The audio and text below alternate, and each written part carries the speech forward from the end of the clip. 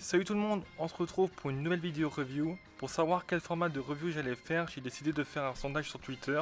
Car oui, vu qu'on va sûrement se taper plein de chapitres pour cette confrontation, j'ai hésité entre faire une vidéo par chapitre, une vidéo chaque 3 chapitres, ou de lire chaque chapitre en live. À la fin du sondage, le pourcentage était identique pour le choix d'une vidéo par chapitre et une vidéo chaque 3 chapitres. Donc j'ai pris la décision de faire une vidéo par chapitre, et si j'ai un imprévu, je ferai une vidéo pour chaque 2-3 chapitres. D'où l'importance de me suivre sur Twitter pour être au courant de ce que je fais pour la chaîne. Donc vraiment n'hésitez pas à me suivre dessus, le lien de ma page sera en description. Comme d'habitude, si vous voulez lire le chapitre, faut suivre Kaiko sur Twitter et tous les autres qui l'aident pour traduire les chapitres en français.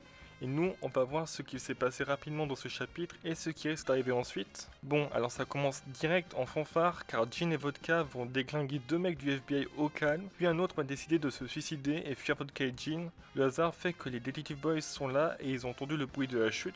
Donc non, on va penser voir c'est quoi. Il va voir Vodka et va obliger Aibara à dégager avec les autres. A noter que Korn et Chianti ont vu Conan qui se cache le visage avec sa capuche et donc est non identifiable. Le plus intéressant ici c'est la réaction de Jean quand Chianti lui dit avoir vu un gosse. Par exemple, Kaiko pense que Jean a fait un rapprochement avec l'affrontement qu'il y a eu lors de l'épisode 425 où Jean voulait éliminer Kogoro au sniper et qu'il y avait aussi un gosse à ce moment. Et pour le coup, je dois dire que je le rejoins totalement là-dessus. A noter que Kir est de retour dans ce chapitre et justement elle va proposer aux autres de s'en aller car du monde s'est ramené près du cadavre. Jean va accepter et c'est là qu'on comprendra pourquoi ils font une chasse aux agents du FBI.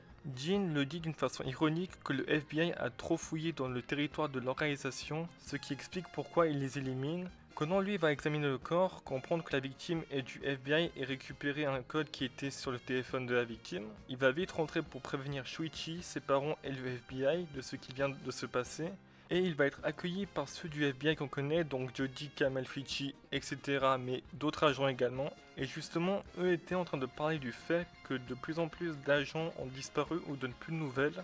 Et pour finir, Conan va expliquer pour le cadavre de l'agent du FBI qu'il a retrouvé, et on comprend qu'il l'a déjà déchiffré car il a dit que le code doit indiquer l'adresse, la date, l'heure et le lieu d'un rendez-vous. D'ailleurs, il n'est pas seul car il y a déjà des fans qui ont trouvé ce qu'indique le code, comme vous pouvez le constater sur cette capture d'écran. Donc le rendez-vous se passera au café Guava le 10 mars à 16h30. Bon, pour l'instant, je ne peux pas dire grand chose ou essayer de deviner la suite car la confrontation n'a pas encore réellement commencé. Ce qui est sûr, c'est que Gosho est revenu très fort avec ce chapitre et que cette confrontation sera incroyable. Franchement, j'ai très hâte de voir comment le FBI, Conan, etc. compte répondre à cette première attaque de l'organisation. On arrive à la fin de la vidéo, j'espère qu'elle vous a plu. Si c'est le cas, petit j'aime et abonnement. Je voulais aussi vous remercier car vous êtes 200 à vous être abonnés à ma chaîne et c'est un truc de fou car en juillet on était à peine 100. Donc merci à vous et sur ce moi je vous dis à la prochaine.